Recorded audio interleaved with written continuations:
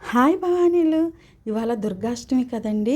అమ్మవారి కోసం నేను యాపాకులతో అలాగే చామంతి పువ్వులతో అయితే దండ గుచ్చుతున్నా అనమాట. ఇవాళ దుర్గాష్టమి అంటే అంతే, దుర్గాదేవి అవతారం అనమాట.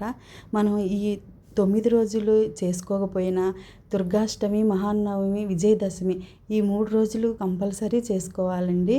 ఈ ఎన్ని రోజులు చేసుకున్నా చేసుకోకపోయినా ఈ 3 రోజులైనా ఖచ్చితంగా పూజ చేసుకుంటే ఆ అమ్మవారి దయ అనేది మనకు ఉంటుందన్నమాట. నేనైతే అమ్మవారికి యాపాకుతో అలాగే చామంతి పువ్వులతో అయితే దండని గుచ్చుకున్నానమాట. చాలా బాగుంది కదా. అది ఆ అమ్మకేసాక ఎంత బాగుంటుందో చూపిస్తానమాట. అలాగే గడపలకి యాప తోరణాలతో అలంకరణ చేసుకున్నాను అనమాట. యాపాకు అంటేనే అమ్మ, అమ్మ అంటేనే యాపాకు కదా. ఆ యాపాకులోనే అమ్మ ఉంటుంది అనమాట.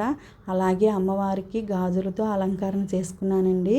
ఆ దుర్గాదేవి ఆ యాప ఆకు చామంతి పూల దండలో ఎంత బాగుందో చూడండి ఆ తల్లి.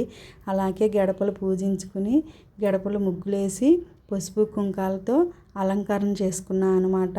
అసలు ఆ అమ్మ దయ అందరి మీద ఉండాలని నేను కోరుకుంటున్నానండి. దుర్గాష్టమి రోజు మనం ఏ పని చేసినా కూడా మనకంతా మంచి జరుగుతుంది.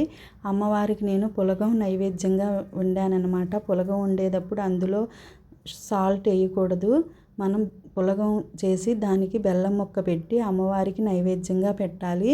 అసలు అమ్మ చూడండి ఎంత చక్కగా దీపాల కాంతుల్లో ఎంత కలకల్లాడిపోతుందో ఆ రంగురంగు గాజుల్లో కదా. ఆ గాజులు, ఆ పువ్వులు, ఆ ప్రసాదాలు, దీపం, నైవేద్యం, ధూపం అన్నీ ఆ అమ్మకేనండి. జై భవానీ, శ్రీమాత్రే నమః.